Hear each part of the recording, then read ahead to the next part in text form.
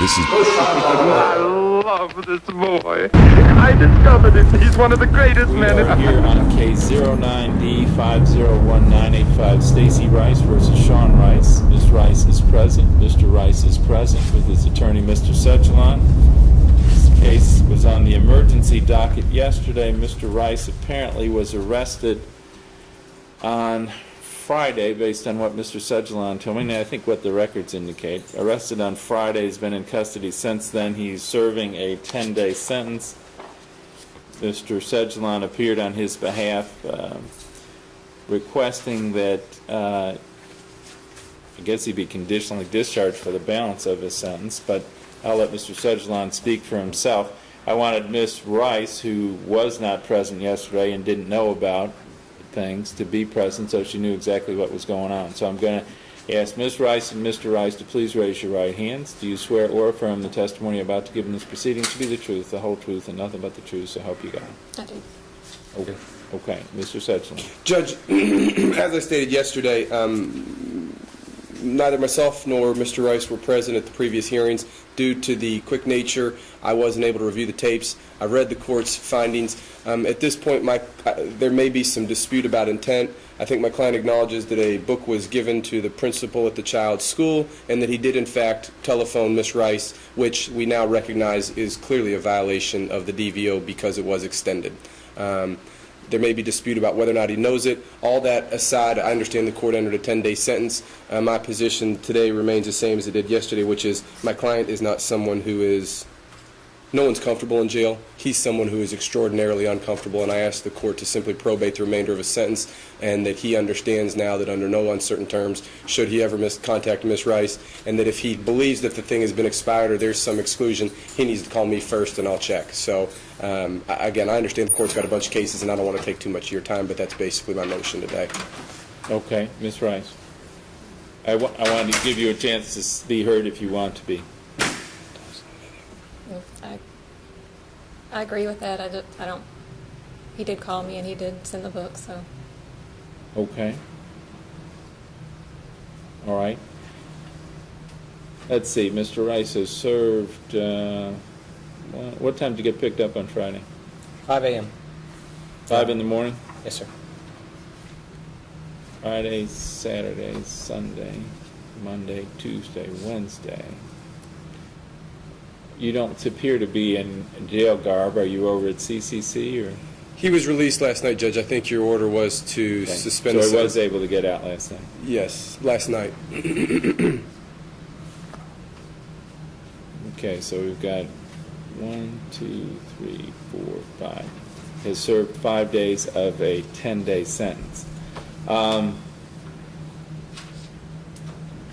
Mr. Rice, no contact means no contact, and it extends to writing something in a book and giving it to somebody to give to Ms. Rice or anything like that. Absolutely no contact. Ms. Rice has testified earlier that when you thought it was up, for one of the first things you did was call her up and say, you know, you're no longer confined by this order, you're going to do this, you're going to do that, whatever. You now know, at least I believe you now know, that I did extend the order.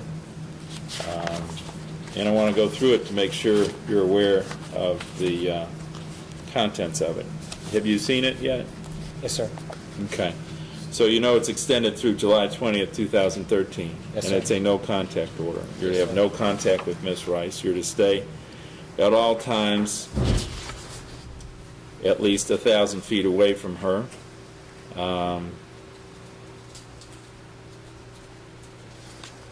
Do you have any questions? Yes, sir. Oh. You might want to run them by your attorney first.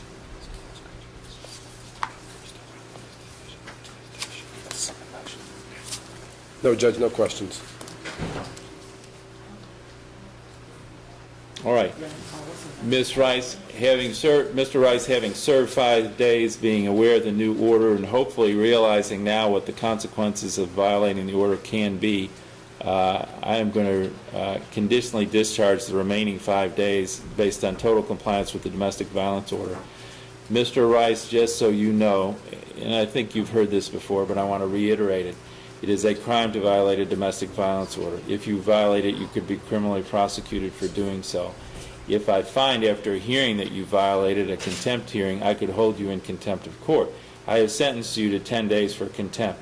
I can sentence you for up to 180 days for contempt. I'll have no tolerance with you violating this order any way, shape, or form. I hope my message is received. If you violate it, and I find that you violated, I'll revoke the 5 days, and I can add more time to that if I find you violated. So you've got a very good attorney. I hope you'll pay close attention to his advice. Thank you, sir. Any questions, Ms. Rice? Okay. Thank you, Judge. Go, Sean.org.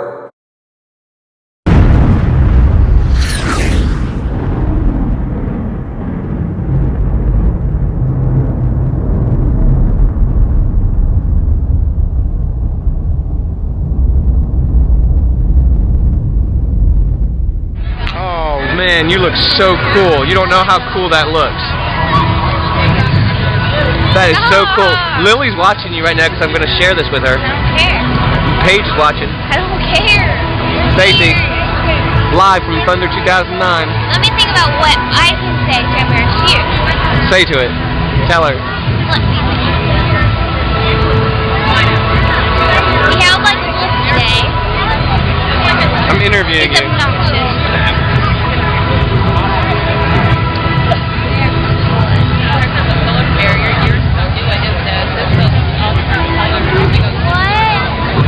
Yours is cooler. No, hers aren't. What are you talking about? Look at this. Can I trade them? Oh. Well, yeah, his is pretty cool, but I like yours better. I like yours better. Can I trade them? Dad, can I trade